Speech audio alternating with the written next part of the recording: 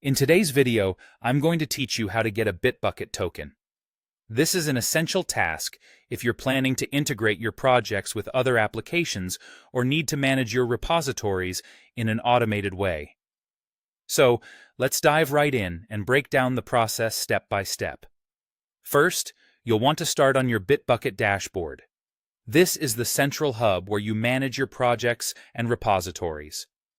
Once you're on the dashboard, go ahead and select the repository for which you want to generate an access token. This action is crucial because the token you create will be linked to this particular repository, determining the scope of your access.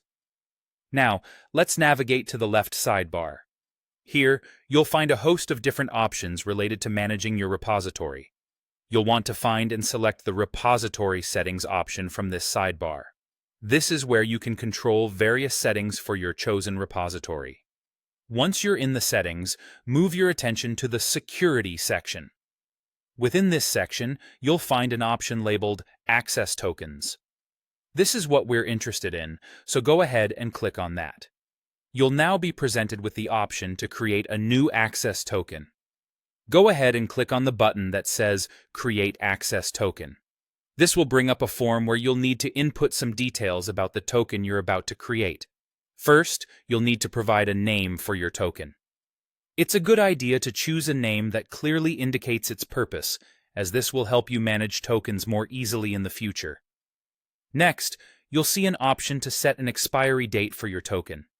This step is optional, but recommended for security reasons. If you know that you'll only need the token temporarily, setting an expiry date can help prevent unauthorized access after you've finished using it. The final item on this page is selecting the permissions or scopes for your token. This determines what the token can and cannot do in your repository. Carefully consider what tasks the token will need to perform and select the permissions accordingly. It's best to follow the principle of least privilege. Only grant the token as much access as it needs to accomplish its tasks. Once you've filled in these details, you're ready to create your token. Click on the Create button, and your token will be generated. Here's a crucial tip. The token is displayed only once, right after you create it. Make sure to copy it immediately and store it somewhere secure, like a password manager. If you lose it, you'll have to create a new token since Bitbucket does not allow you to retrieve it later. And there you have it. You now have a Bitbucket token ready to use. I hope you found this tutorial helpful. If you did, don't forget to like and subscribe for more tutorials like this one. Thanks for watching, and I'll see you in the next video.